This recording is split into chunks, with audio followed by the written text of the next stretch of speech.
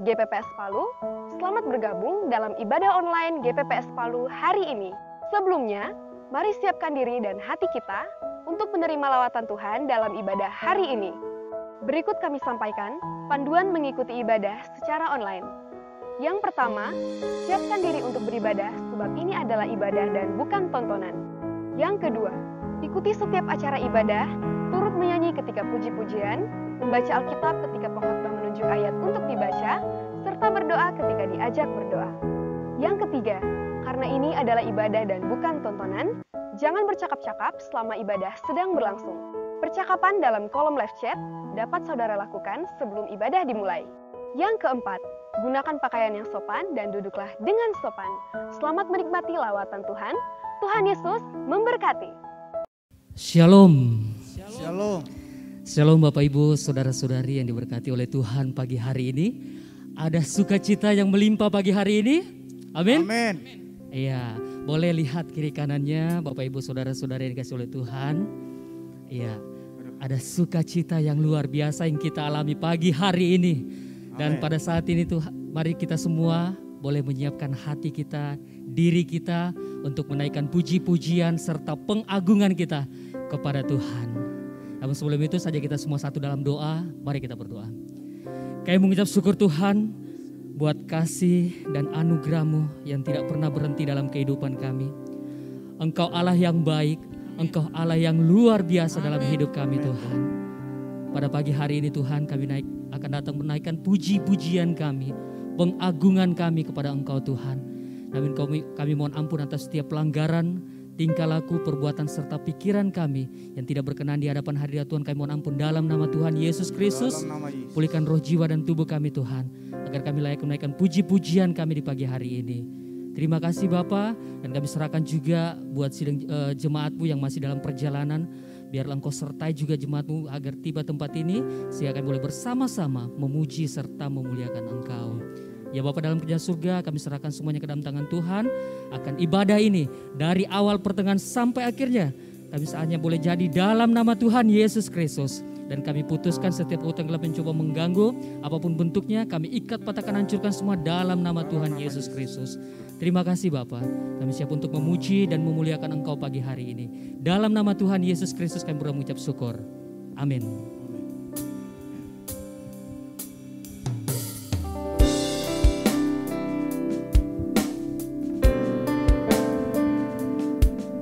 Anugerah-Mu tidak pernah berhenti dalam hidup kami Tuhan. Sebab Kau Allah yang luar biasa, Allah yang dahsyat.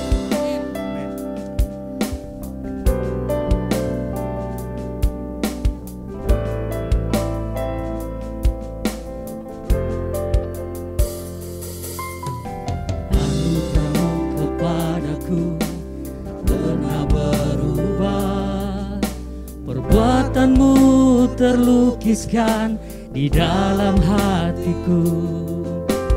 Tercengangku dibuat-Mu, ku kagum padamu. Tak ada hal di hidupku yang luput dari-Mu. Kau indah, Kau mulia, tiada seperti-Mu. Ku ingin hidupku menyenangkan-Mu. Kau terawal dan terakhir, pencipta segalanya. Seluruh bintang pun bersinar oleh ucapan-Mu. Engkau pun mengasihiku, penulis hidupku. Tak henti senak nafasku, menyembah-Mu selalu. Ku puji, ku sembah, tiada seperti-Mu. Ku ingin hidupku menyenangkan-Mu. Segala puji, segala hormat, senap hatiku menyembah-Mu. Terimalah senap hidupku sebagai persembahan yang hidup.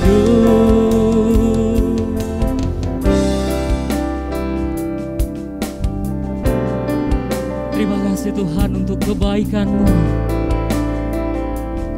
anugerah-Mu kepadaku. Anugerah-Mu kepadaku pernah berubah, perbuatan-Mu terlukiskan di dalam hatiku.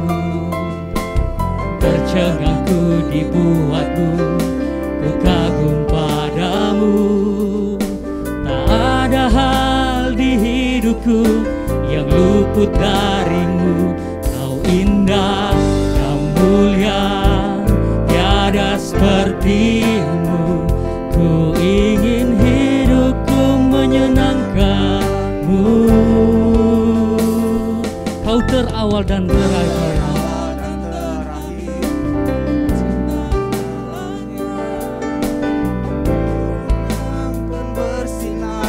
Oleh ucapan-Mu, Engkau pun mengasihiku, penulis hidupku.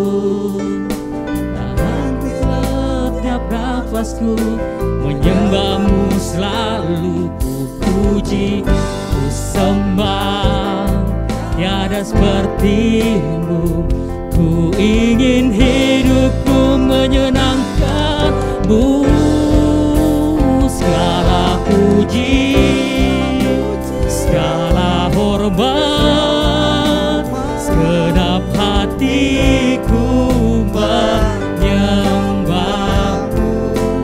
Terimalah setiap hidupku sebagai persembahan yang hidup. Segala puji, segala hormat, segenap hatiku menyembah-Mu.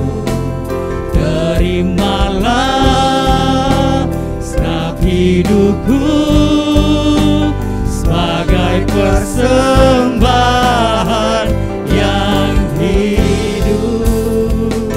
Saja kita semua bangkit berdiri.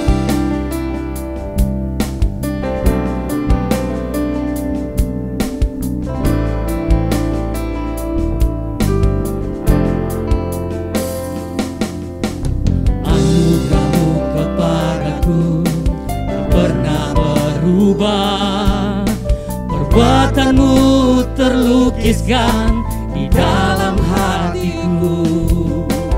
Tercengangku dibuatmu, ku kagum padamu. Tak ada hal di hidupku yang luput darimu. Kau indah, kau mulia, tiada seperti-Mu. Ku ingin hidupku menyenangkan-Mu. Kau terawal dan terakhir, pencipta segalanya. Seluruh bintang pun bersinar oleh ucapan-Mu. Engkau pun mengasihiku, penulis hidupku. Tak henti setiap nafasku, menyembah-Mu selalu. Ku puji, ku sembah, tiada seperti-Mu. Ku ingin hidupku menyenangkan-Mu. Segala puji, segala hormat, segenap hatiku menyembah-Mu. Terimalah setiap hidupku sebagai persembahan yang hidup. Segala puji, segala hormat, segenap hatiku menyembah-Mu. Terimalah setiap hidupku sebagai persembahan yang hidup. Segala puji, segala hormat,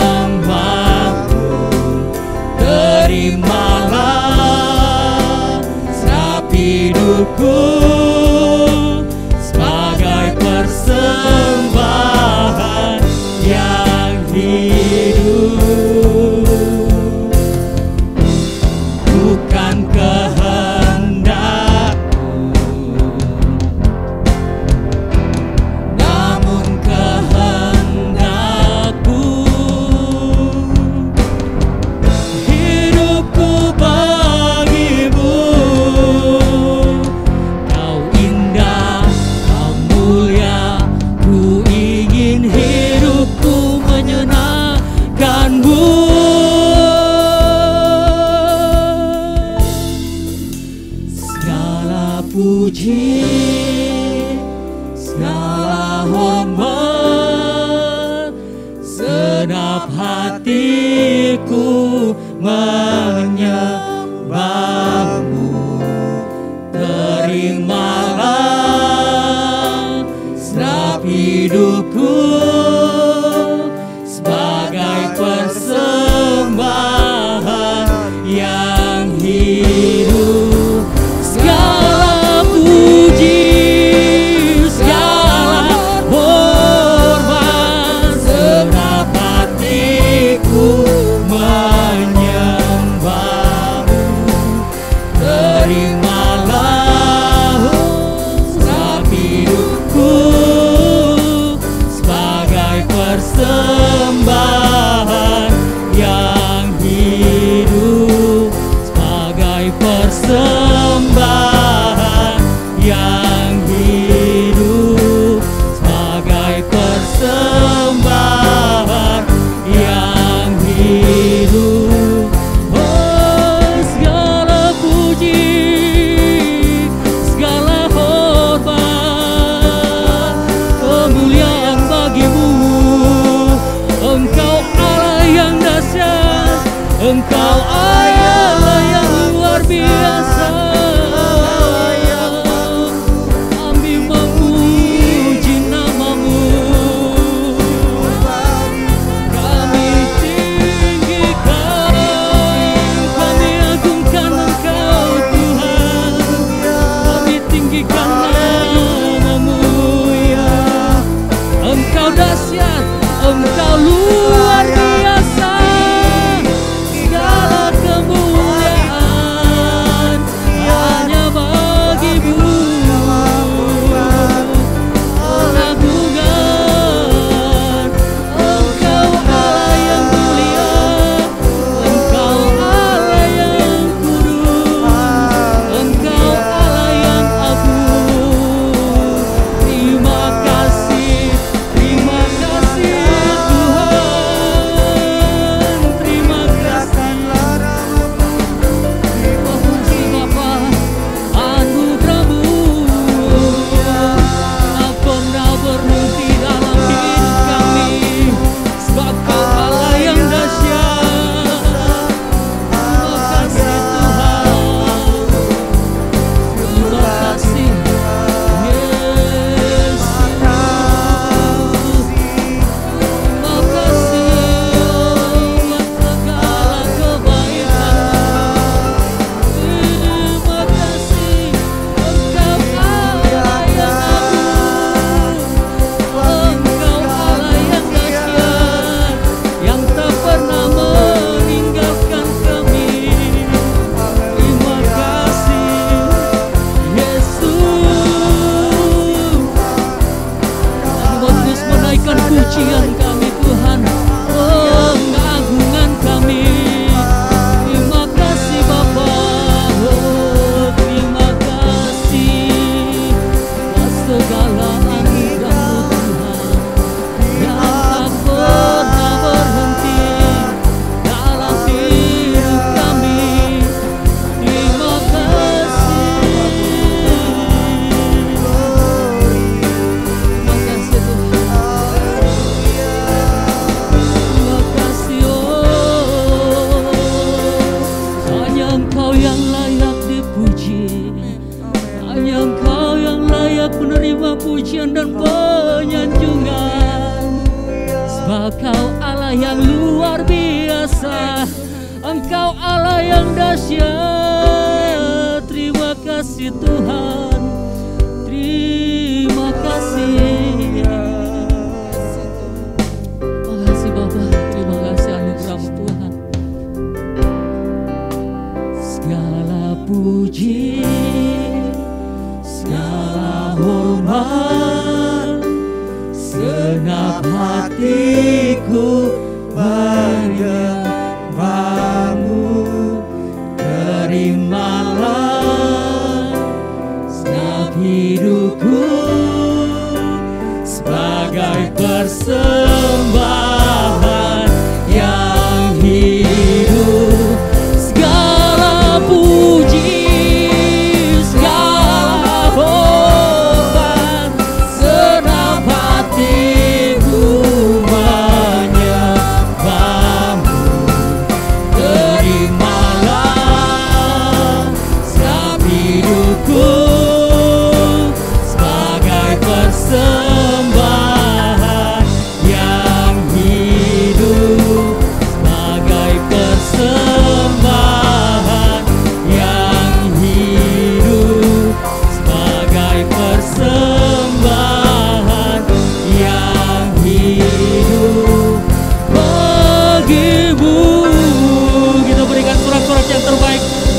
Tuhan kita Yesus Kristus pagi hari ini.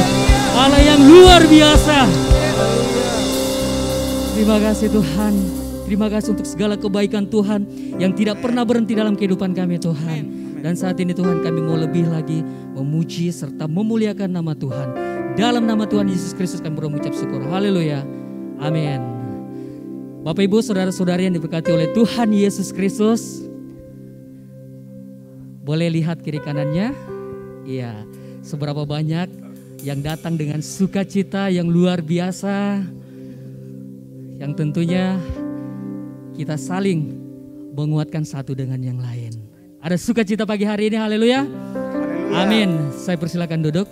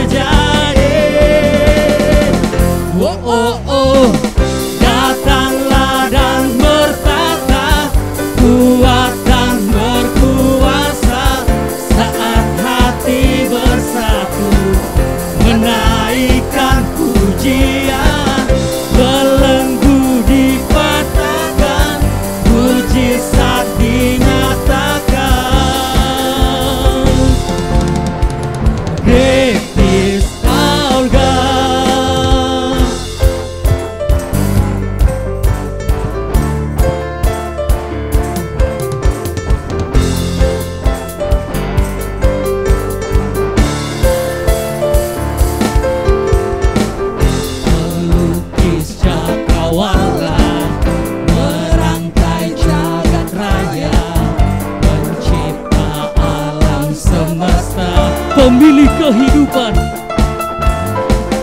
pemilik kehidupan yang sanggup menyelamatkan, dialah jalan kebenaran.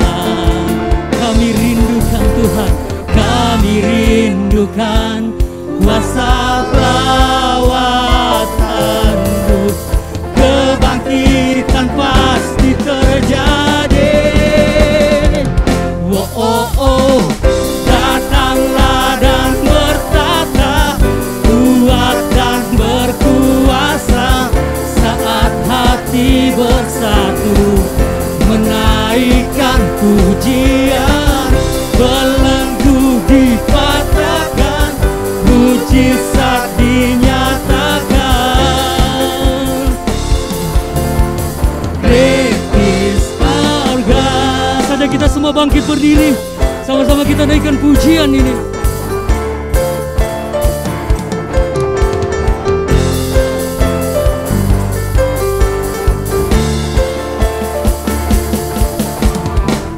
Pelukis cakrawala, merangkai jagat raya, pencipta alam semesta, pemilik kehidupan yang sanggup menyelamatkan, dialah jalan kebenaran. Kami rindukan Tuhan, kami rindukan kuasa lawatan-Mu, kebangkitan pasti terjadi. Datanglah dan bertata, kuat dan berkuasa,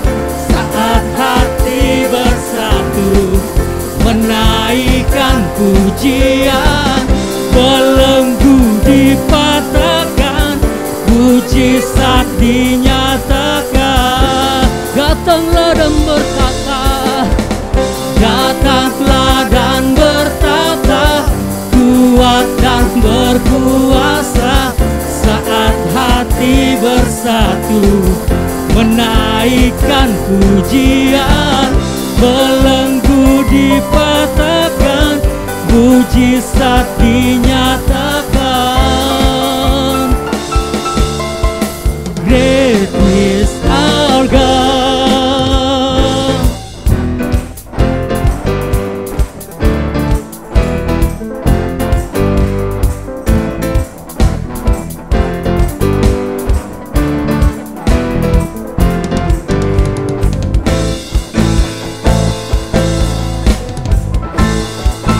Sama-sama kita serukan. Kami rindukan kuasa lawatanmu, kebangkitan pasti terjadi. Oh, oh, oh.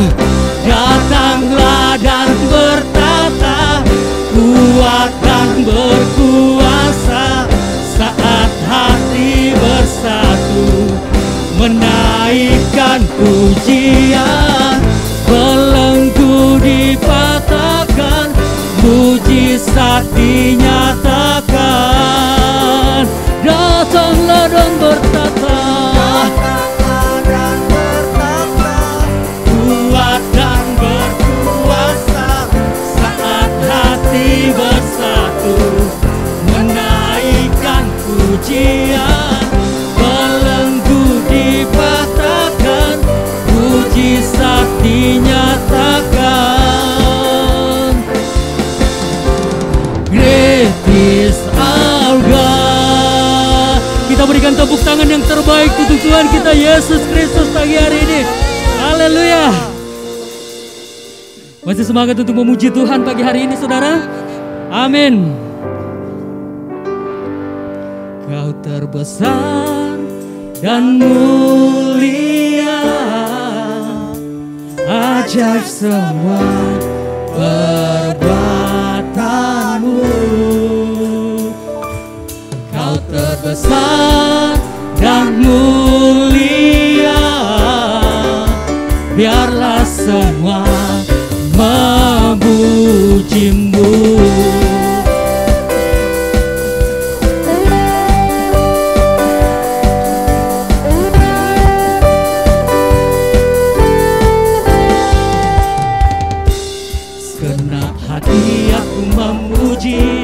Segenap jiwa aku bernyanyi, karena Roh-Mu ada dalamku. Tuhan, ku angkat tanganku memuji, ku angkat suara dan bernyanyi, karena Roh-Mu ada dalamku. Tuhan, mari menari memuji, ungkapkan sukacita di hati. Kita serukan. Kau terbesar dan mulia, ajaib semua perbuatanmu. Kau terbesar dan mulia, biarlah semua memujimu. Kau terbesar dan mulia, ajaib semua perbuatanmu. Kau terbesar dan mulia, biarlah semua memujimu.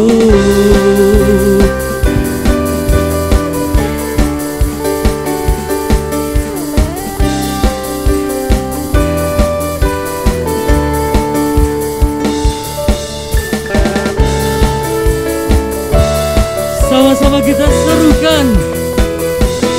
Kau terbesar dan mulia,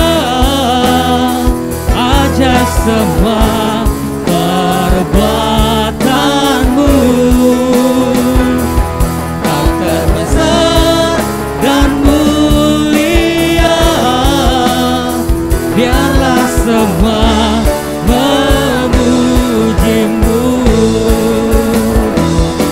Kau telah besar dan mulia, ajaib semua perbuatanmu.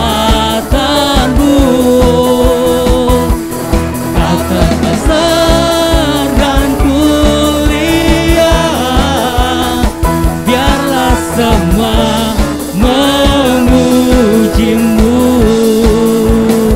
Biarlah semua memujimu. Biarlah semua memujimu.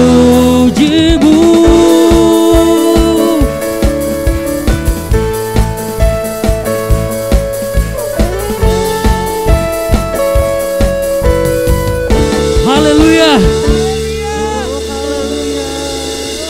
Puji Tuhan, kita bersyukur kita diberikan lagi kesempatan anugerah untuk boleh beribadah pada hari ini. Kita mengucap syukur pada Tuhan.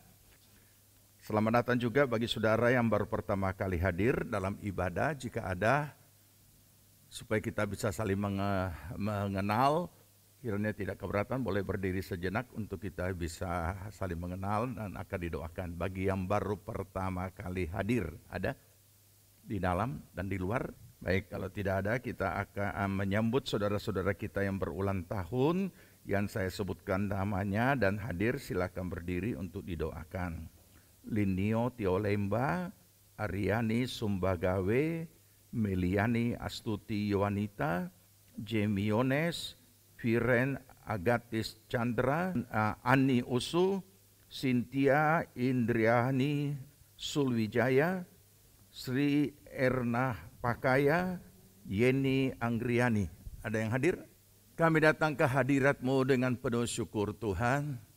Bersama saudara-saudara kami yang berulang tahun, terima kasih untuk kesempatan anugerah yang Tuhan berikan dengan tambahan usia. Dan kiranya ini membawa mereka semakin memahami makna kehidupan mereka sebagai orang percaya. Berkati pribadi, rumah tangga, keluarga, usaha, pelayanan, pertumbuhan rohani, semuanya diberkati Tuhan. Terima kasih Tuhan, Roh Kudus kiranya menuntun mereka mencapai seluruh rancangan Allah tergenapi dalam kehidupan mereka. Pertolongan perlindungan-Mu daripada segala yang jahat apapun bentuknya, di dalam nama Tuhan Yesus kami patah hancurkan dan halaukan dari kehidupan mereka. Biarlah mereka semuanya hidup dalam kemurahan dan pengasihan Tuhan. Dan kami memberkati mereka di dalam nama Tuhan Yesus Kristus. Amin. Puji nama Tuhan, Tuhan Yesus memberkati kita semua. Kita akan lanjut memuji dan menyembah Tuhan. Kita siapkan diri kita untuk menerima kebenaran firman Tuhan. Kita naikkan pujian ini.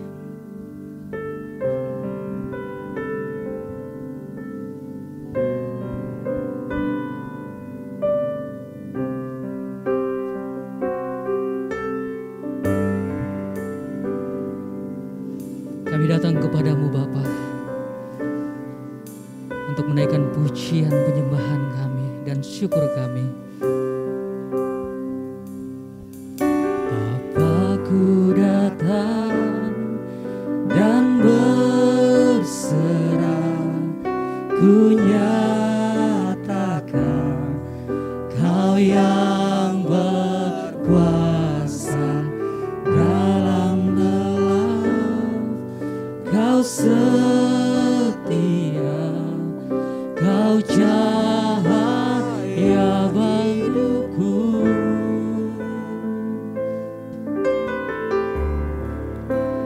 Kau kuatkan aku bertahan. Kau harapan dalam kesesakan. Kau buktikan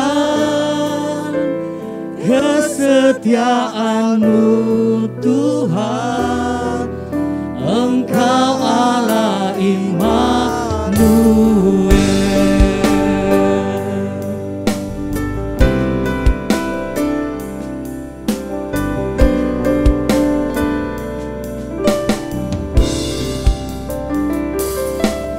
Bapa-Ku datang untuk menyembah. Ku nyatakan Kau yang bertata dalam lembah. Kau sempurna, Kau cahaya bagiku.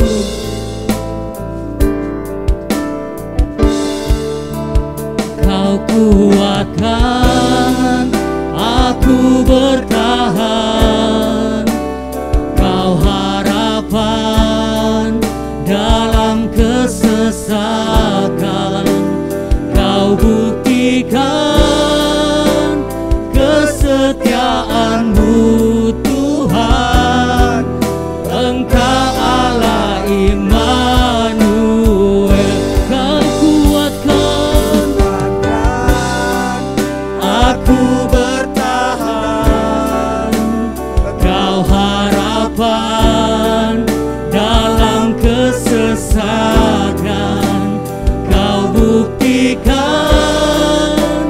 kesetiaan-Mu Tuhan. Engkau Allah Immanuel. Saja kita semua bangkit berdiri. Bapakku datang dan berserah.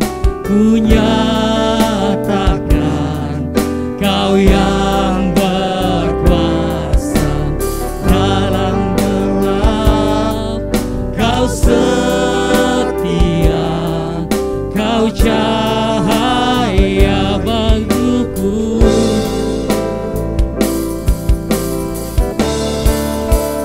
Kau kuatkan aku bertahan. Kau harapan dalam kesesakan. Kau buktikan kesetiaan-Mu Tuhan. Engkau Allah Immanuel. Kau kuatkan aku bertahan. Kau harapan dalam kesesakan. Kau buktikan kesetiaan-Mu Tuhan. Engkau Allah Immanuel. Kau kuatkan aku bertahan. Kau harapan dalam kesesakan. Kau buktikan kesetiaan-Mu Tuhan. Engkau Allah Immanuel.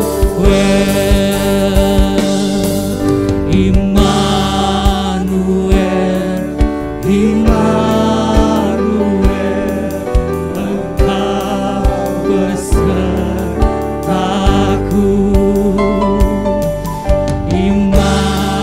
Immanuel, Immanuel. Engkau Allah besertaku.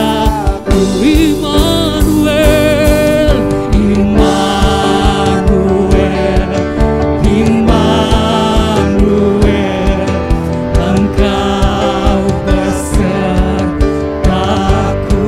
Immanuel, Immanuel, Immanuel. Engkau Allah besertaku.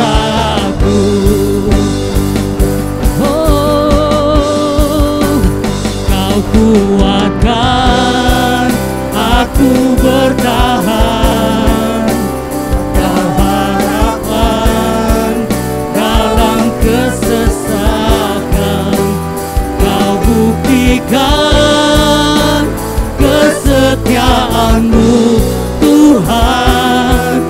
Engkau Allah Immanuel. Sama-sama kita serukan.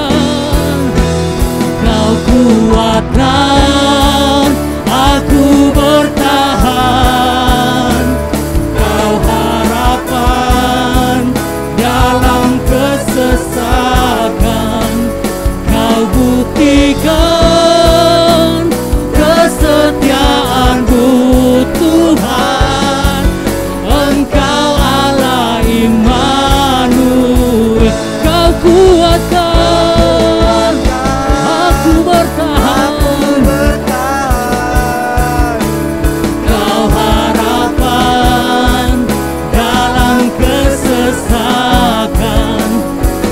buktikan kesetiaan-Mu Tuhan. Engkau Allah Immanuel, Engkau Allah Immanuel, Engkau Allah Immanuel. Kita berikan tepuk tangan yang terbaik sorak-sorak untuk Tuhan kita Yesus Kristus. Haleluya. Terima kasih Tuhan, kami telah memuji, memuliakan serta meninggikan nama-Mu di pagi hari ini. Biarlah lewat puji-pujian kami, Engkau juga boleh disenangkan. Pada saat ini Tuhan, kami akan mendengarkan kebenaran firman-Mu, berkati hamba-Mu, sehingga apapun yang mau sampaikan semuanya berasal daripada Tuhan. Terima kasih Tuhan Yesus Kristus buat kami semua. Biarlah kami boleh fokus mendengarkan kebenaran firman-Mu, dan satu kerinduan kami melakukan kebenaran firman-Mu tepat seperti yang Tuhan kehendaki. Terima kasih Bapa, dalam nama Tuhan Yesus Kristus hamba-Mu berdoa dan mengucap syukur. Amin. Saya persilakan duduk.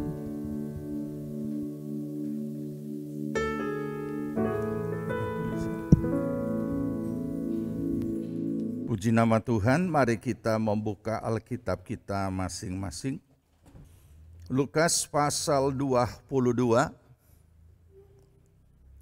ayat yang ketiga sampai ayat yang keenam. Kita akan baca bersama-sama dengan bergantian. Puji Tuhan. Kita sambut firman Tuhan dan kita baca Lukas 22.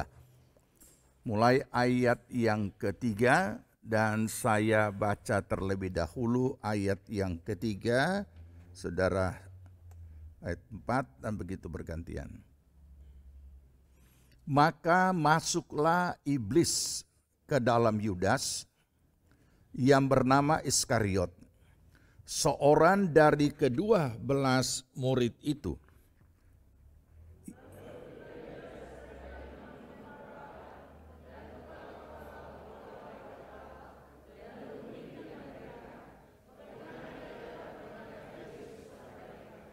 Mereka sangat gembira dan bermufakat untuk memberikan sejumlah uang kepadanya ganti.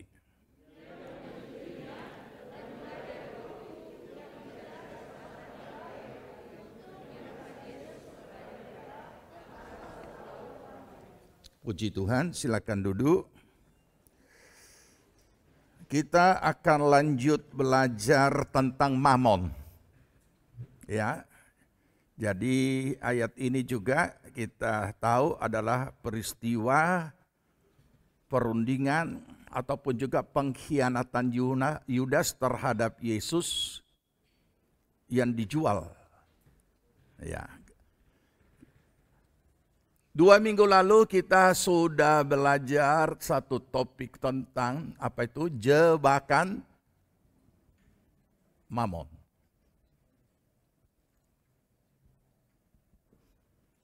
Minggu lalu kita sudah belajar topik tentang ikatlah persahabatan.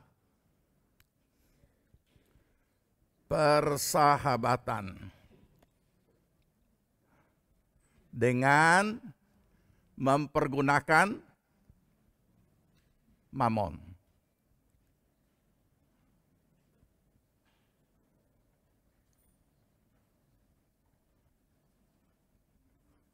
Hari ini kita mau belajar kebenaran firman Tuhan dari hal Mamon adalah alat penguji yang paling ampuh.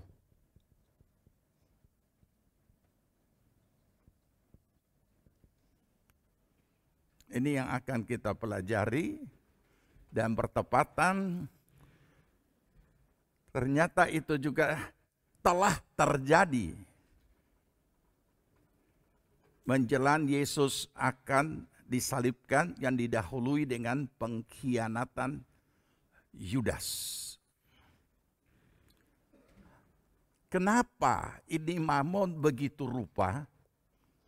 sehingga sekaligus penjelasan-penjelasan yang keliru dari mimbar tentang Mamon juga diberikan karena pemahaman yang keliru.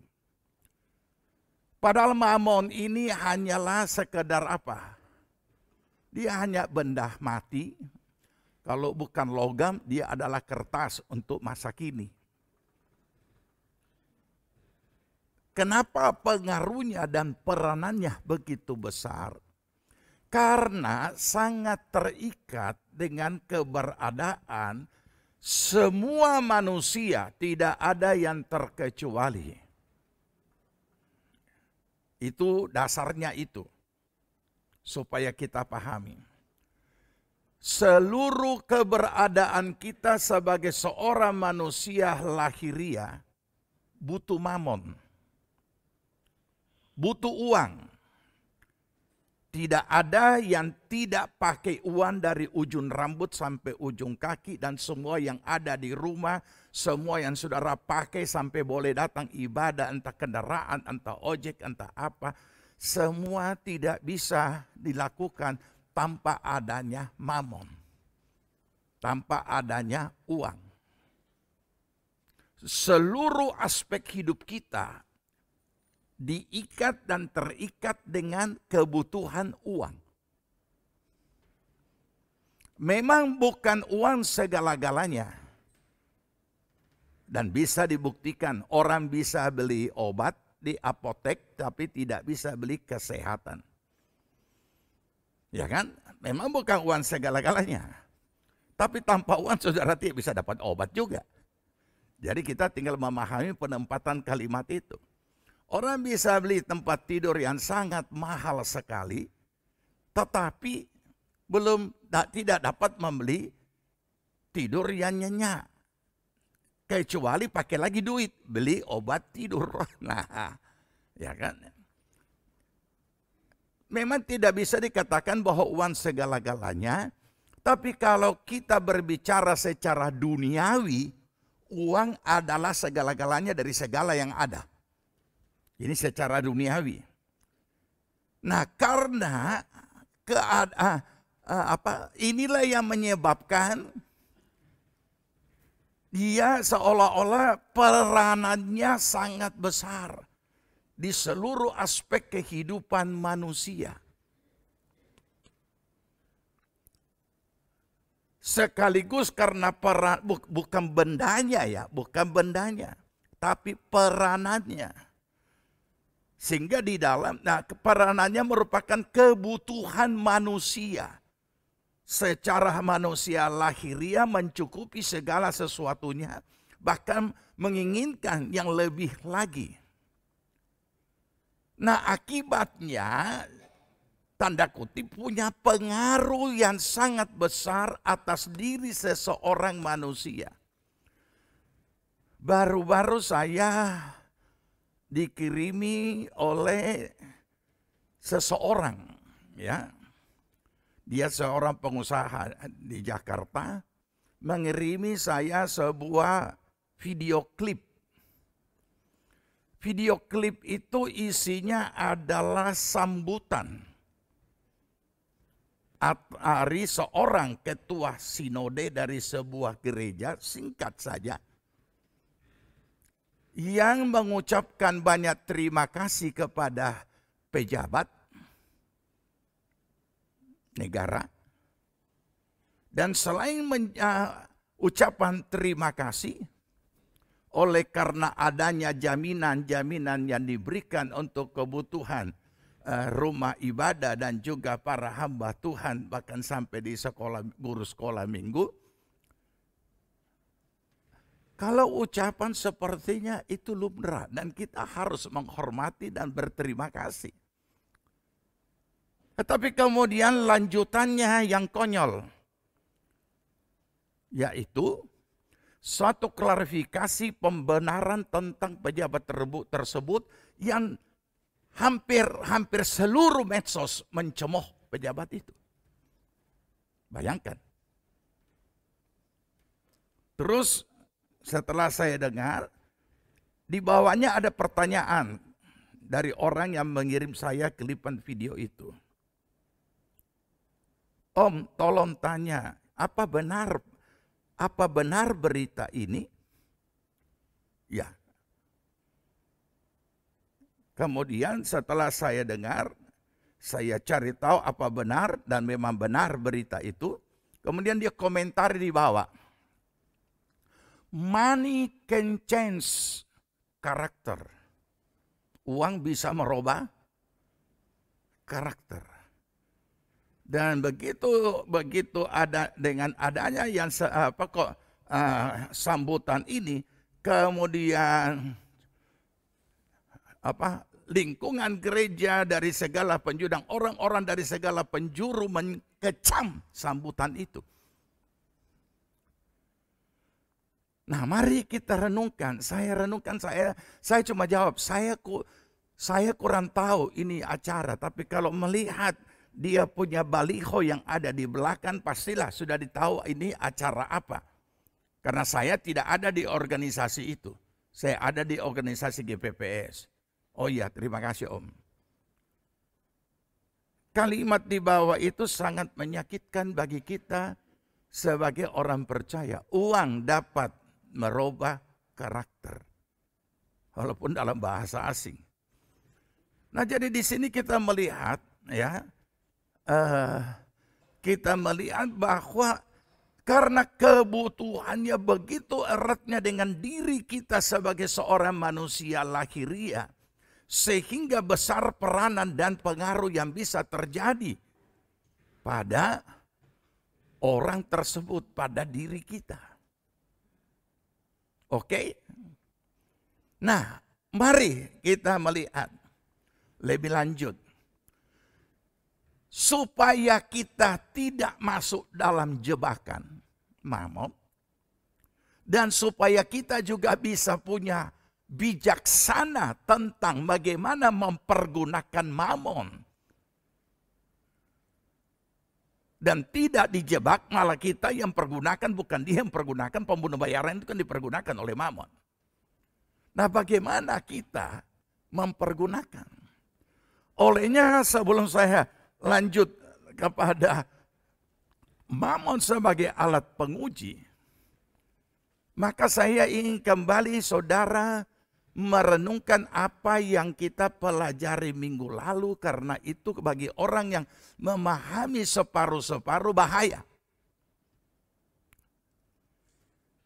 Jadi apa yang kita baca di dalam Lukas yang kemarin itu maupun yang minggu yang lalunya adalah seorang bendahara yang kedapatan mengadakan penyelewengan keuangan. Dilapor dan diminta pertanggungjawab. Kemudian dia bertindak dengan cerdik menyelamatkan dirinya.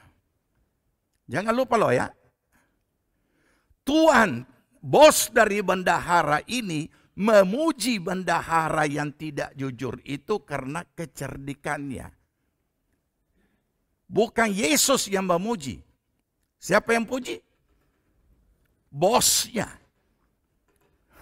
Jadi jangan saudara salah tangkap yang ini ayat ya.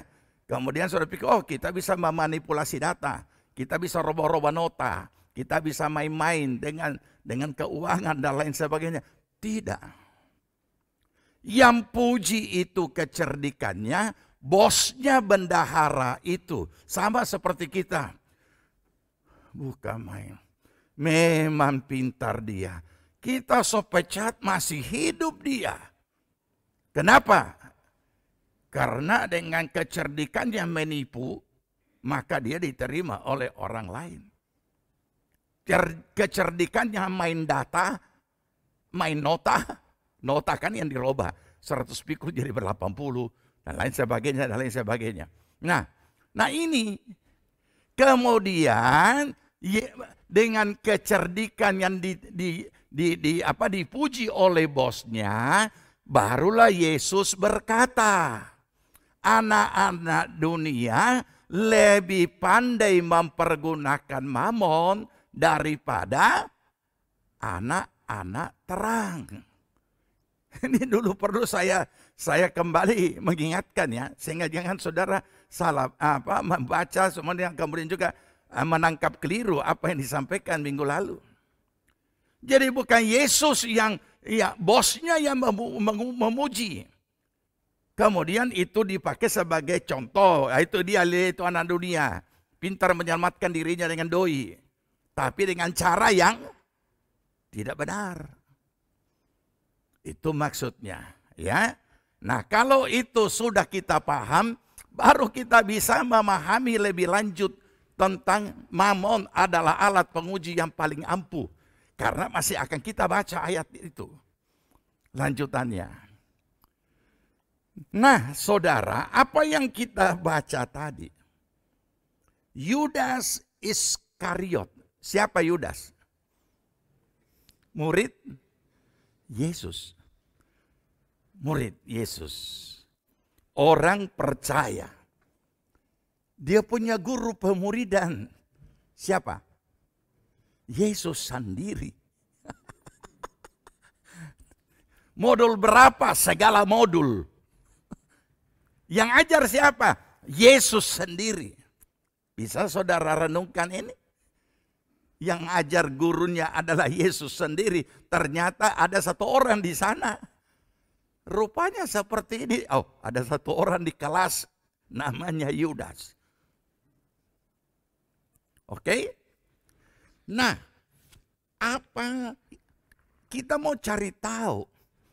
Kenapa Yudas ini bisa sampai begini rupa? Apa yang menyebabkan dia mau jual Yesus? Apa yang menyebabkan dia mau menyerahkan Yesus, menjual Yesus ini kepada orang-orang yang memang dari dulu sudah dari sejak Yesus mengajar dan sebagainya, segala macam cara mereka tentang, mereka jebak, mereka jerat dengan pertanyaan. Kemudian terakhir mereka semakin tidak tahan lagi, ini orang harus dibunuh. Nah, kita mau cari tahu apa sebab Yudas itu mengalami ini.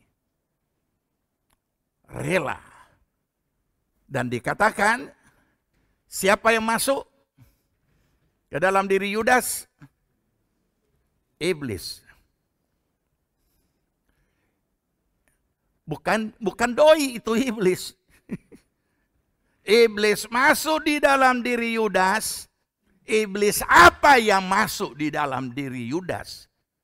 Sehingga gugur dari iman. Jadi kalau kita nanti kita kategorikan dia gugur di mana. Ya, sekarang kita mau cari tahu bagaimana sikap Yudas terhadap uang, terhadap mamon. Yohanes 12. Kita perlu cari tahu ya. Tidak hanya mengatakan Yudas pengkhianat. Dia jual lagi Yesus harga murah. Bayangkan. Berapa dijual? 30 keping. Bukan masih itu, perak. 30 keping perak itu adalah harga nilai seorang budak. Coba bayangkan itu. Harga paling murah itu. Jadi dulu kan budak-budak masih dijual-jual. Oke. Yohanes 12 mulai ayat 1 saya baca duluan, saudara baca ayat berikutnya. 6 hari sebelum Paskah Yesus datang ke Betania. Tempat tinggal Lazarus yang dibangkitkan Yesus dari antara orang mati. Ganti.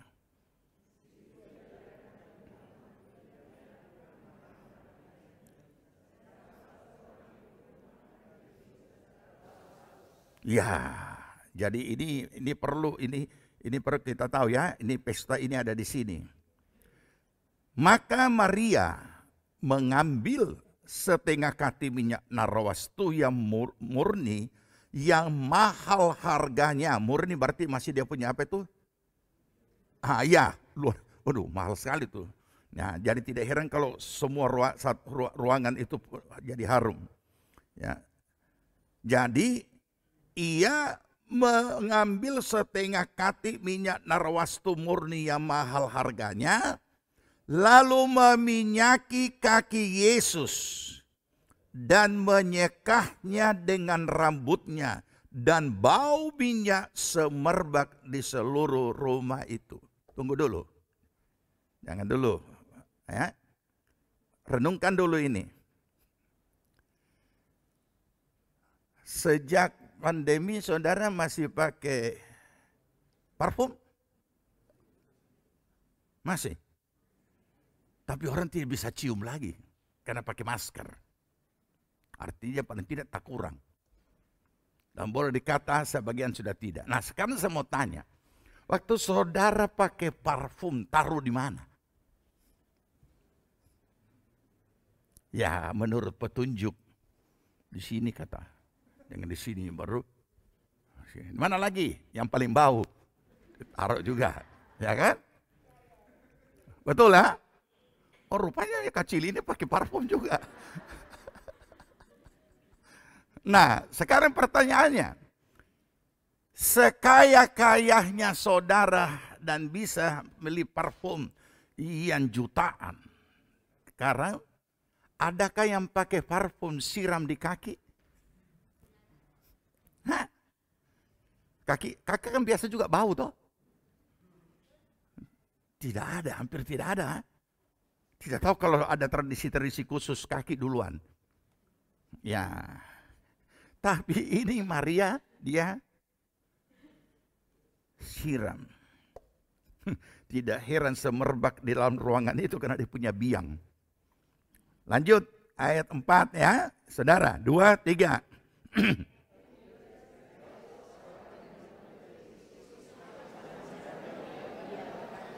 Apa dia bilang?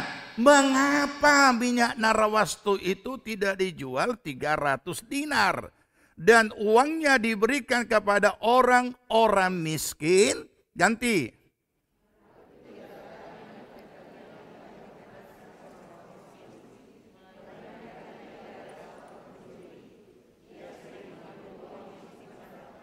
Nah, dapat tahu sekarang DP pantut. Berapa harga? Saudara tahu 300 dinar? Itu gaji hampir 1 tahun. Karena gaji buruh satu hari 1 dinar. Jadi kalau 300 dinar, nilai harga minyak ini hampir sama dengan gaji 1 tahun. Siapa mau beli minyak wangi? Gaji 1 tahun kasih habis. Luar biasa.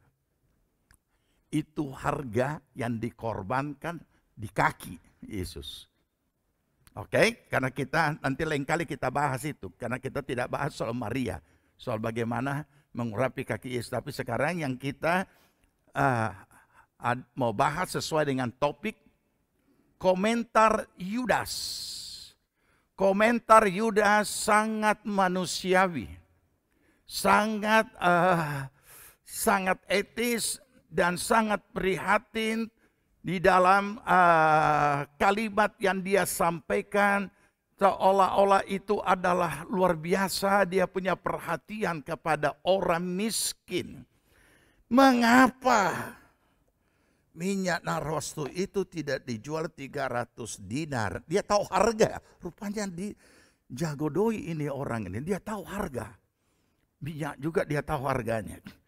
Dan uangnya diberikan kepada orang-orang miskin. Karena dianggap pemborosan kan. Oke? Apa betul yang disampaikan di mulutnya? Tidak. Hal itu dikatakannya bukan karena ia memperhatikan nasib orang-orang miskin. Melainkan apa?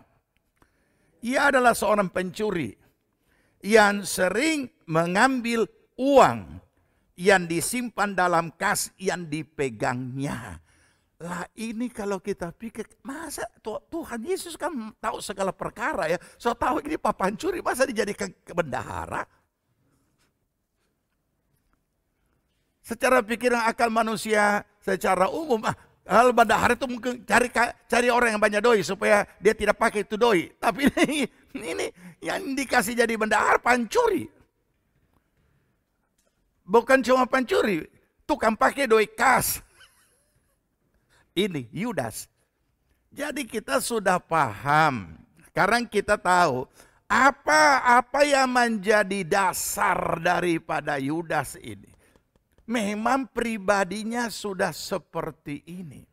Dia adalah seorang yang suka pakai doi kas. Ini Yudas. Sedangkan doi kas bukan milik sendiri kan?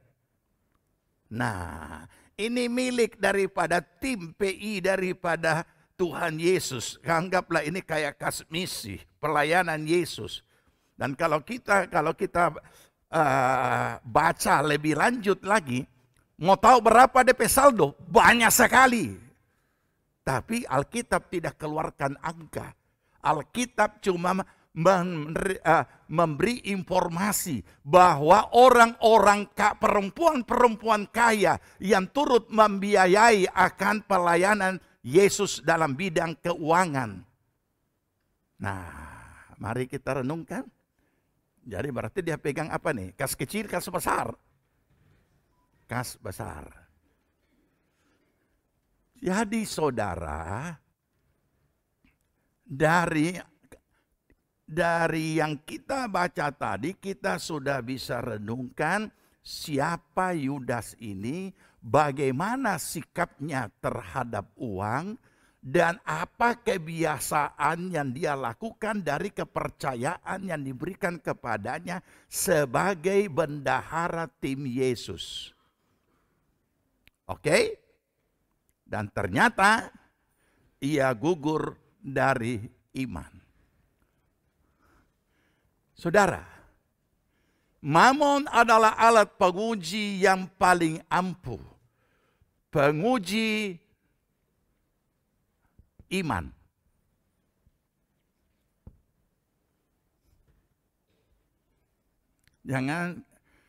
Jangan kita anggap remeh. Ini memang harus kita pahami, karena semakin hari, semakin kita ke penghujung akhir zaman, maka ujian alat penguji Mamon ini semakin kuat menyerang kehidupan kita, karena semakin besar juga ia menjadi kebutuhan kita dan keinginan kita.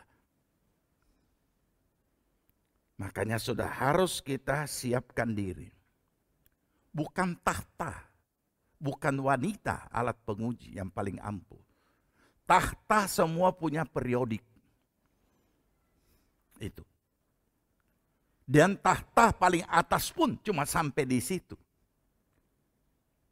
Tidak bisa lebih lagi. Karena ada mentoknya sampai di situ. Wanita juga bukan alat penguji, karena dia tidak menggoda 24 jam di sisi kita, apalagi kalau jelek. Tidak ada yang tertarik. Ya, orang menjauh, biar saudara kejar dia akan menjauh.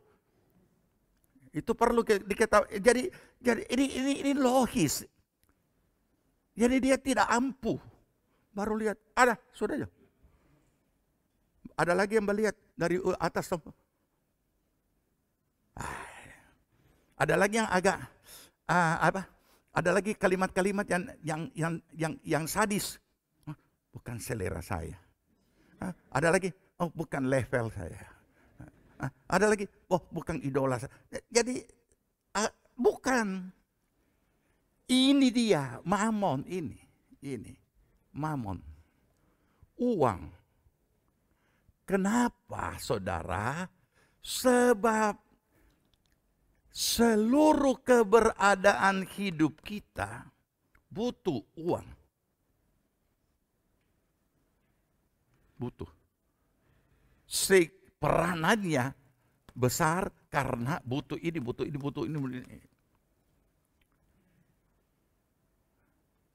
Nah, oleh karena itulah, sekalipun Yudas itu sudah dimuridkan Kristen, masuk kelompok pemuridan, bukan modul 1, modul 2 langsung Yesus yang menjadi guru di situ.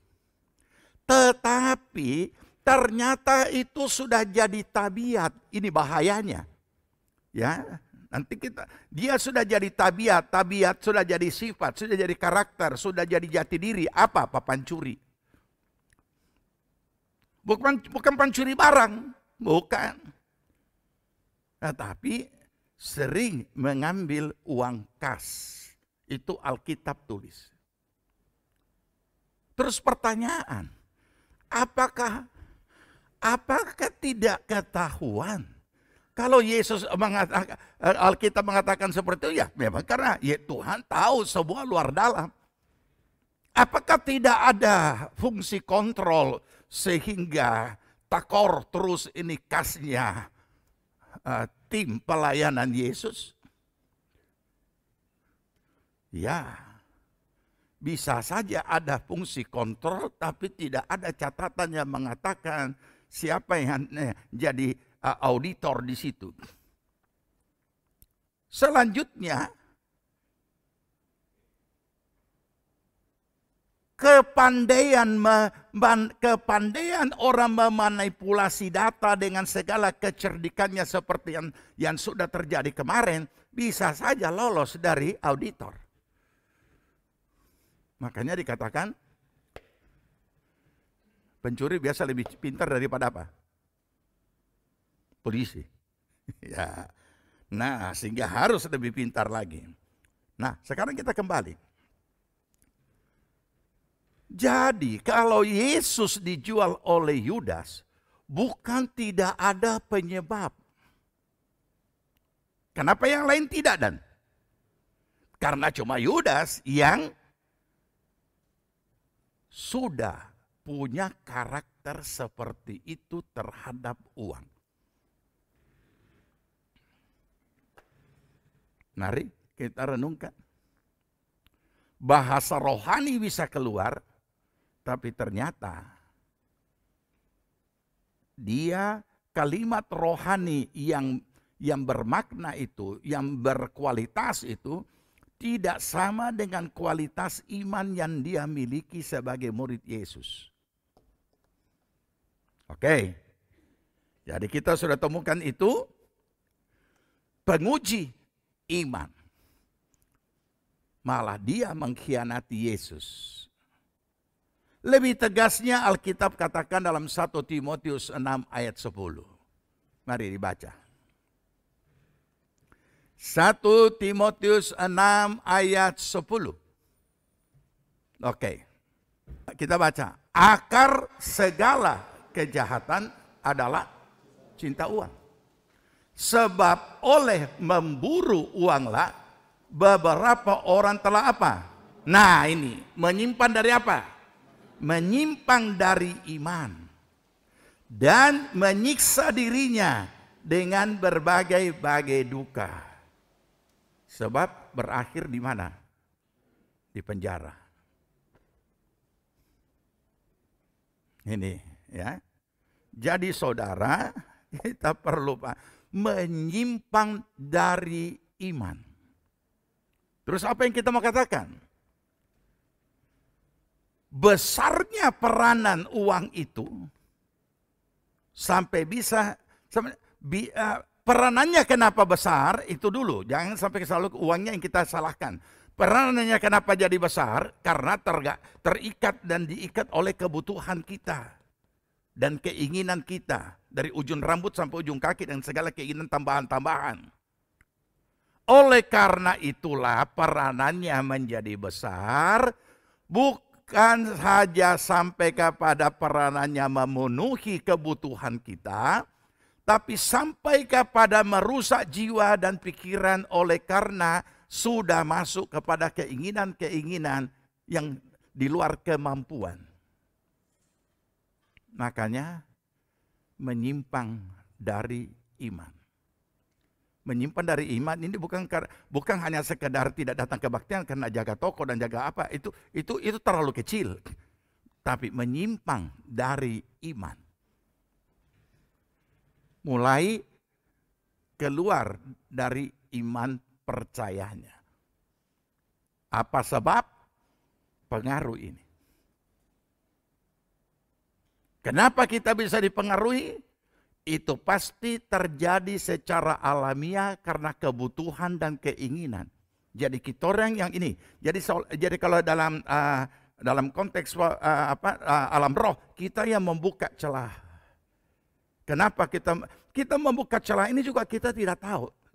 Kita tidak sadar. Artinya sulit dideteksi. Kenapa? Karena kebutuhan. Karena kebutuhan dan juga keinginan. Lebih dari itu.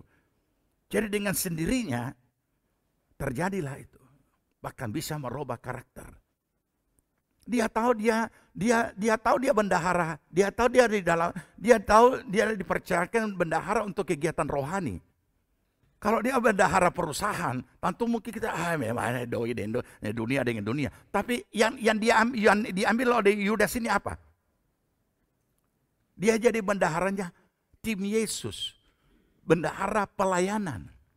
Nah, inilah yang perlu kita waspadai karena kemampuan Mamon ini kita yang berikan kemampuan sehingga dia bisa menjadi penguji iman. Itu ya.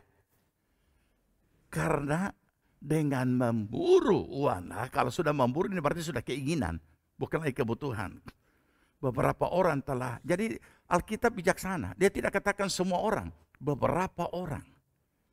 Ya, walaupun pengkhotbah selalu bilang banyak orang. Berbohong dia karena dia belum riset.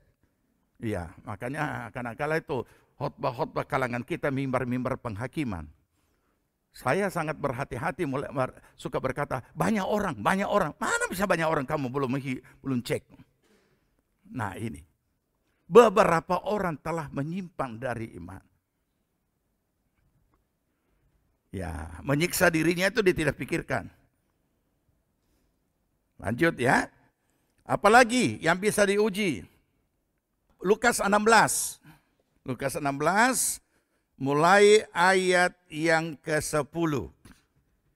Lukas ya. Ya, mari kita baca sama-sama. Barang siapa setia dalam perkara-perkara kecil, ia setia juga dalam perkara-perkara besar.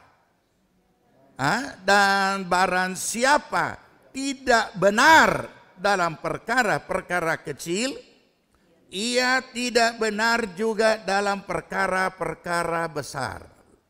Lanjut.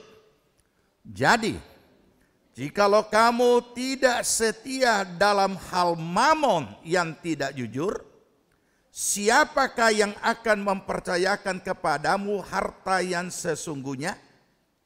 Dan jikalau kamu tidak setia dengan harta orang lain, siapakah yang akan menyerahkan hartamu sendiri kepadamu?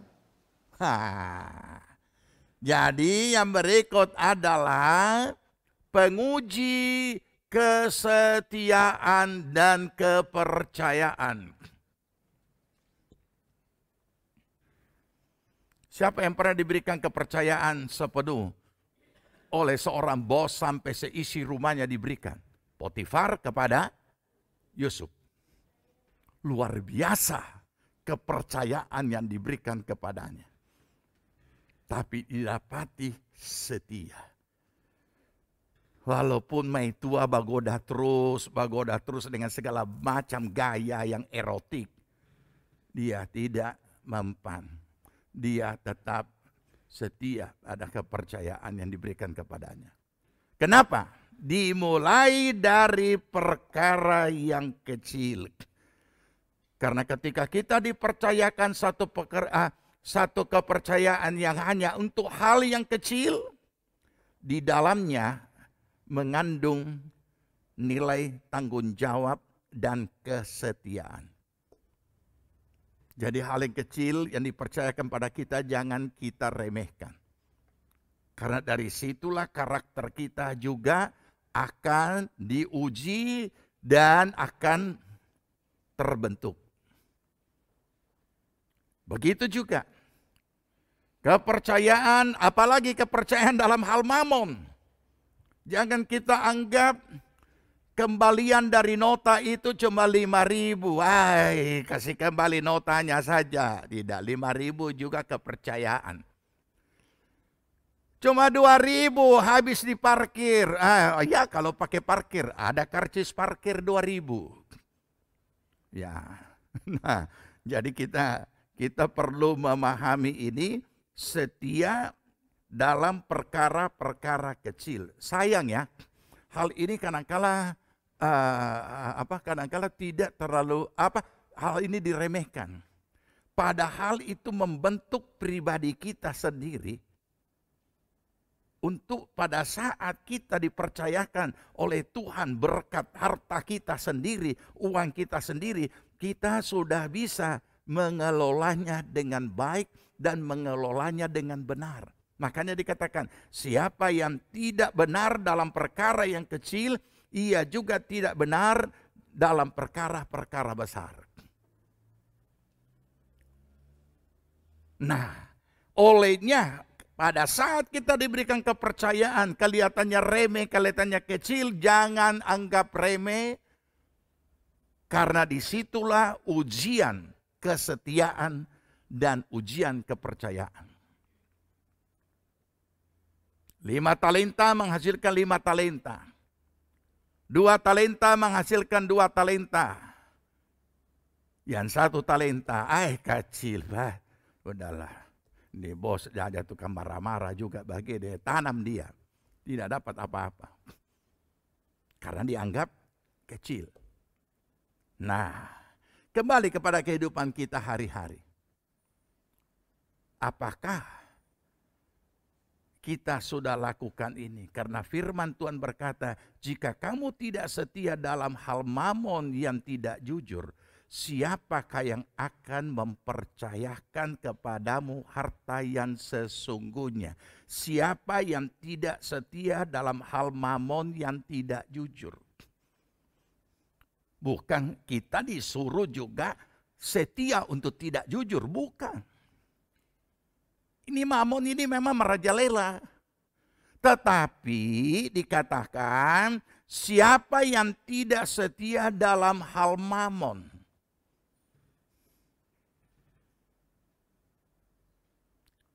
Jadi makanya jangan saudara heran kalau alat penguji yang paling ampuh itu adalah uang.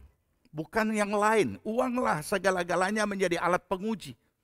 Penguji iman, penguji kesetiaan, penguji kejujuran, penguji karakter, penguji macam-macam. Makanya Tuhan katakan, jika kamu tidak setia dalam hal mamon, yang tidak jujur, siapa yang akan mempercayakan? Jadi alat penguji. Jadi diuji bagaimana orangnya. Setia, jujur, begini. Iya. Barulah dia bisa dipercayakan kepada yang lebih besar. Tapi kalau dalam hal yang kecil saja tidak jujur, apa yang biar jungkir balik kerja saudara tidak akan mendapatkan apa yang digumuli. Nah, oleh karena itu dikatakan lagi, apakah saudara belum punya? Saya bahasakan ini kalimat ayatnya yang ke-12. Apakah saudara belum punya semuanya itu? Tapi saudara berada di satu tempat pekerjaan dan saudara dipercayakan harta orang lain. Nah, setialah di sana. Sebab dikatakan jika kamu tidak setia dengan dalam hal harta orang lain, siapa yang akan menyerahkan hartamu sendiri? Nah, inilah yang perlu kita pahami. Saudara, ada teman saya yang secara finansial, secara jasmani, secara ini diberkati Tuhan berlimpah, rumahnya luar biasa dan lain sebagainya. Tidak ada yang dikunci. Tidak ada, saya hanya pikir ini kurang bagus ini. Dia tidak amankan segala apa yang ada padanya.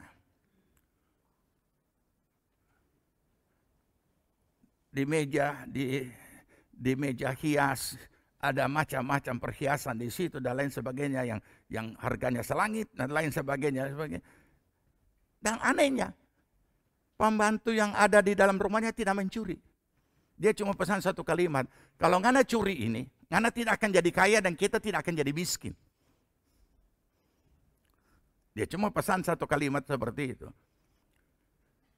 Dan ini adalah aneh ketika seorang pembantu rumah tangga yang dari kepercayaan lain bisa begitu memahami dan tidak melakukan tidak mencuri, tidak mengambil, padahal semua itu ada tergeletak begitu rupa. Nah, ini menandakan dia adalah orang yang bisa dipercaya dan setia dalam perkara kecil, sehingga apapun diberikan dalam perkara yang besar dan tanggung jawab yang besar sampai kepada ia memilikinya sendiri. Ya, jadi kita tidak kita perlu memahami ini di saat dimana kita bekerja. Bahwa kalau saya tekun dan setia dengan apa yang dipercayakan kepadaku, maka Tuhan juga akan memberikan yang saya punya sebagaimana tanggung jawab yang sudah dilakukan. Oke. Jadi kita lihat lagi di sini, ya. Lukas 16 tadi. Apalagi masih Lukas 16, kita baca ayat 13.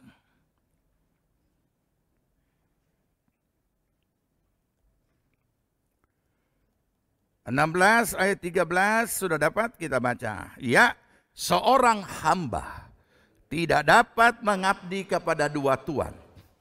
Karena jika demikian, ia akan membenci yang seorang dan mengasihi yang lain, atau ia akan setia kepada yang seorang dan tidak mengindahkan yang lain.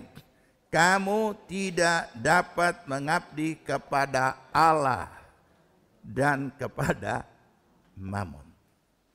Oke?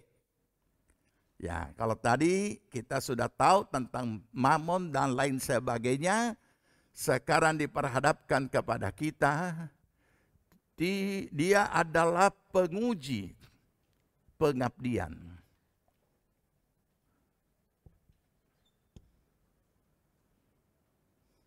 Kenapa?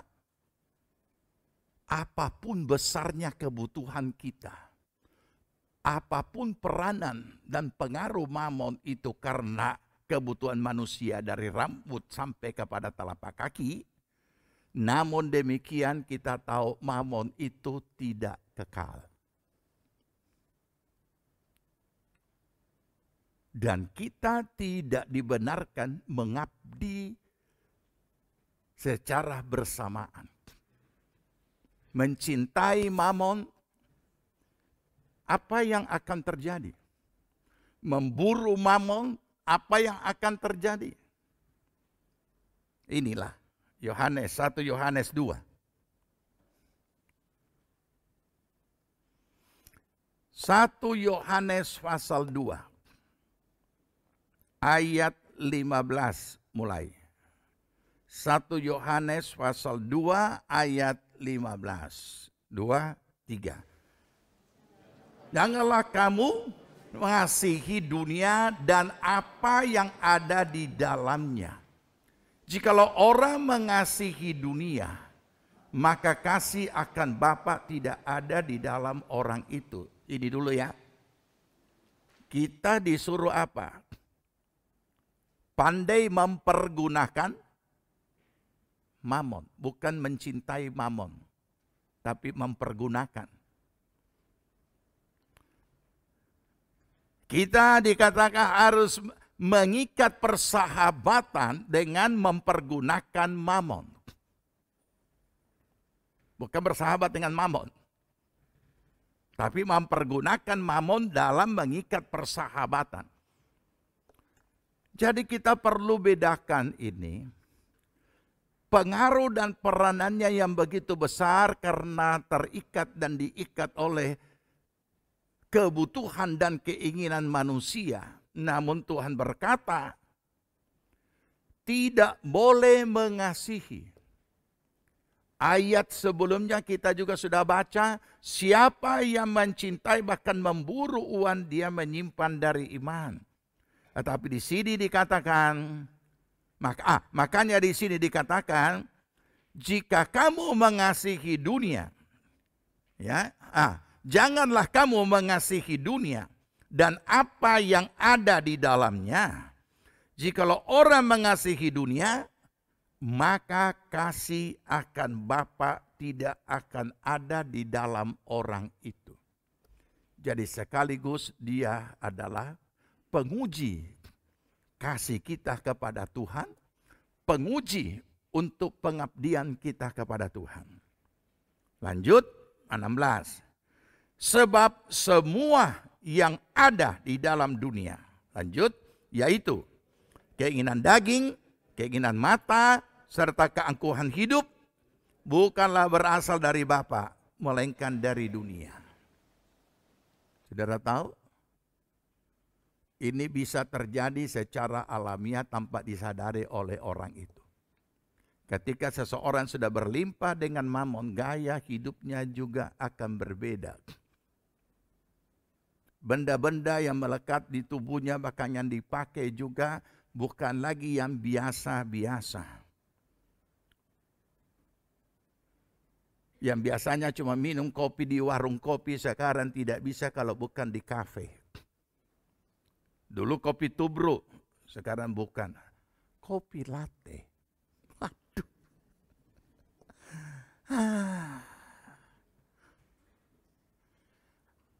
Salah kah? Tidak salah. Karena itu hanya jenis-jenis minuman.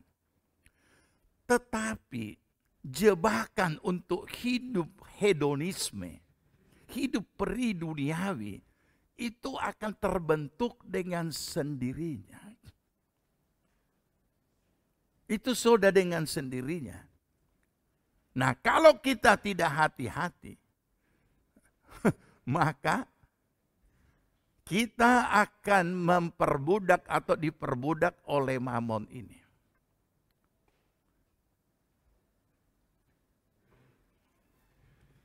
Ini yang perlu kita waspadai.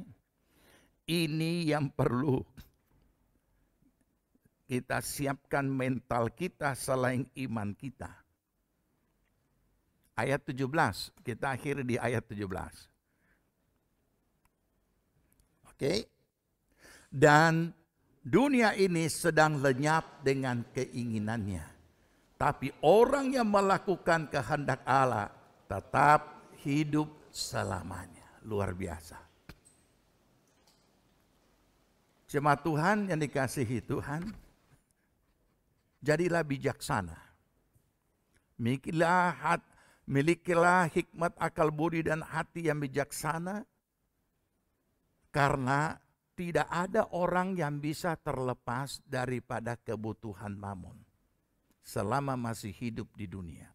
Siapapun dia.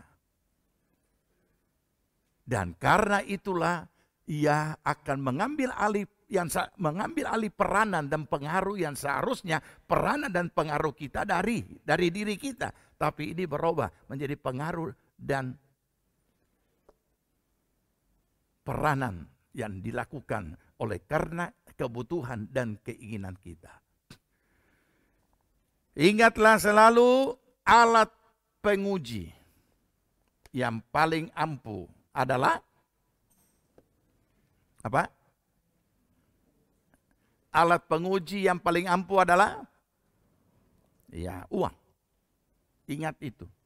Dan saling mengingatkan, kalau boleh sebentar, semua grup penuh dengan saling mengingatkan. Kita kasih ingat ngana alat penguji yang paling ampuh adalah uang. Mari kita bangkit berdiri, kita berdoa.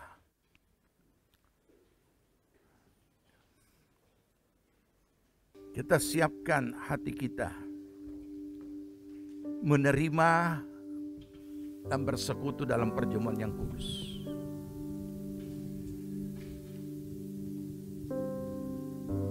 Maka masuklah iblis ke dalam Yudas dan yang bernama Iskariot, seorang dari ke-12 murid itu.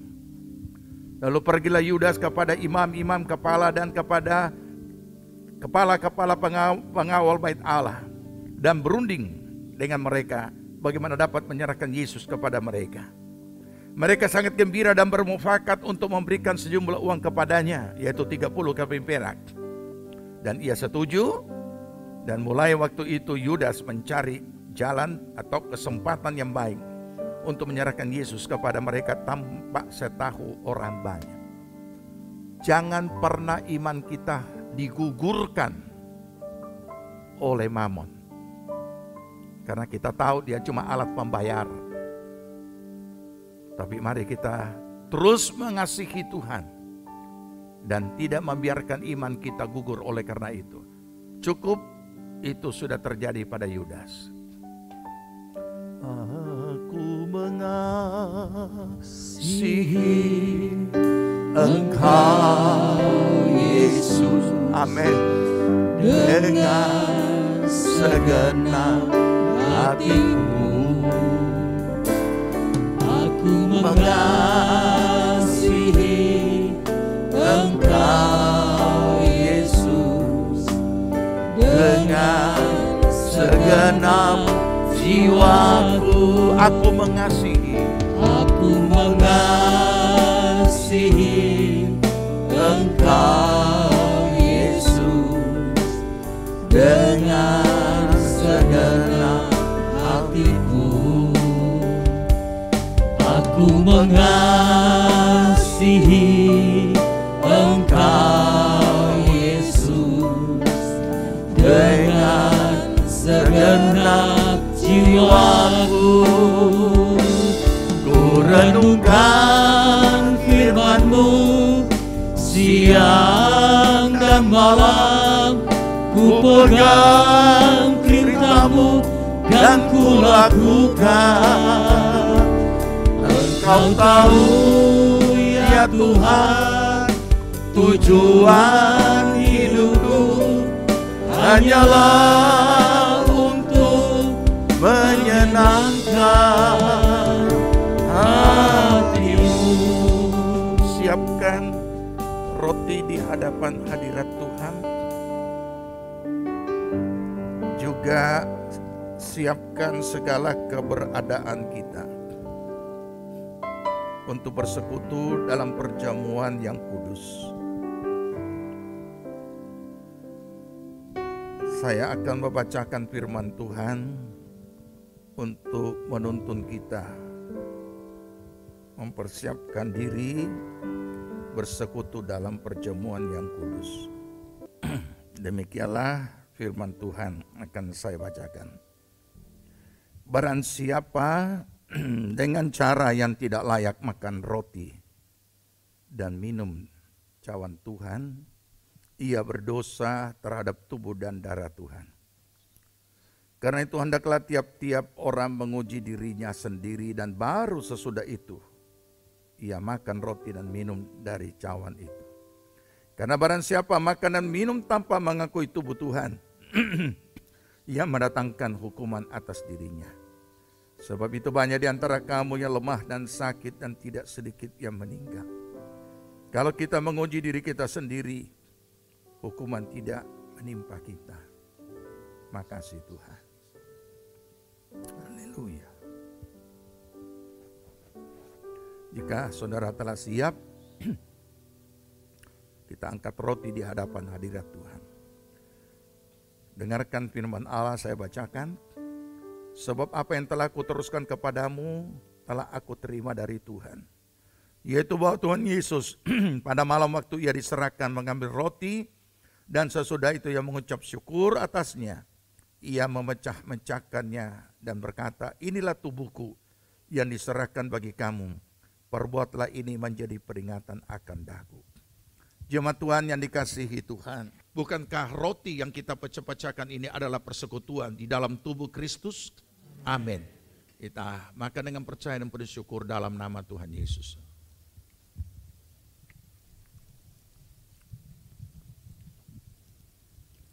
Haleluya Yesus.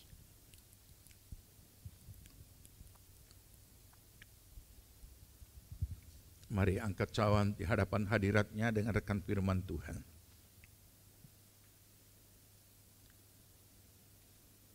Demikian juga ia mengambil cawan sesudah makan lalu berkata, cawan ini adalah perjanjian baru yang dimeteraikan oleh darahku.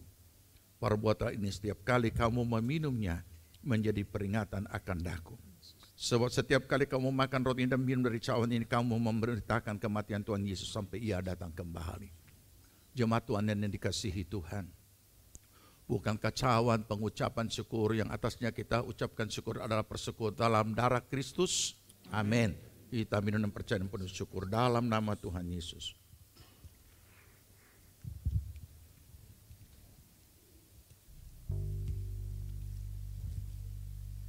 Haleluya Yesus. Haleluya. Terima kasih Yesus. Haleluya. Haleluya. Naikkan pujian syukur. Agungkan, tinggikan, muliakan Yesus Kristus Tuhan. Terima kasih Tuhan Yesus buat pengorbananmu di atas kayu salib. Terima kasih untuk darah yang telah menebus kami dari segala dosa. Terima kasih Tuhan. Bapa, terima kasih buat anugerah-Mu. Di dalam Yesus Kristus Tuhan Putra-Mu yang tunggal. Dengan darah yang tercurah telah menebus kami dari segala dosa. Terima kasih Tuhan Yesus buat pengorbanan-Mu di atas kayu salib.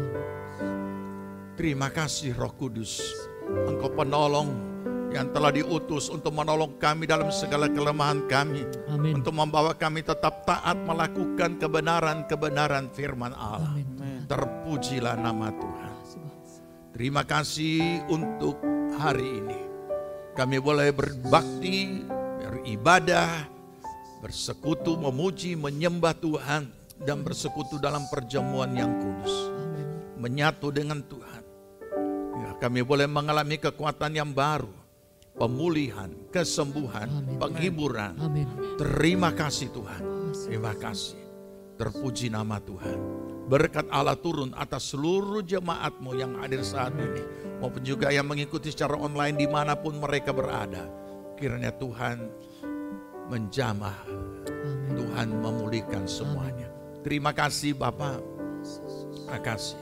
Berkati bangsa dan negara kami, Bapak Presiden, dan juga wakil dan seluruh aparat pemerintahan, tingkat pusat, provinsi, kabupaten, kecamatan, kelurahan, desa dan dusun-dusun dan seluruh aparat diberi roh takut akan Allah. Mereka boleh melaksanakan semuanya dengan penuh tanggung jawab kepada Allah yang punya langit dan bumi. Memberkati akan Tuhan semua umat-Mu dan semua hamba-hamba-Mu dimanapun mereka berada. Dan demikian juga para tenaga kesehatan dan para medis semuanya Tuhan senantiasa memberkati dalam menyelesaikan tugas mereka untuk pandemi ini yang segera berakhir. Terima kasih Bapak. Kami mengucap syukur. Berkati akan TNI Polri yang telah mendedikasikan hidup mereka untuk menjaga negeri kami, keamanan Tuhan kiranya memberkati dan keluarganya.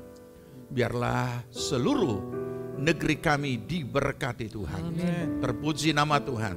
Jemaat Tuhan yang dikasihi Tuhan, terimalah berkat damai sejahtera dari Tuhan Yesus Kristus. Kecintaan Allah Bapa dalam persekutuan Roh-Nya yang kudus adalah kiranya tinggal menyertai kita sekalian. Dibuatnya kita hidup bijaksana, sehingga berhasillah segala apa yang kita kerjakan sampai berkelimpahan dari sekarang sampai Tuhan Yesus datang kembali. Amin. Puji Tuhan, ibadah kita telah selesai. Selamat hari Minggu, selamat menjalankan aktivitas saudara, dan tetap patuhi protokol kesehatan yang ada. Tuhan Yesus memberkati.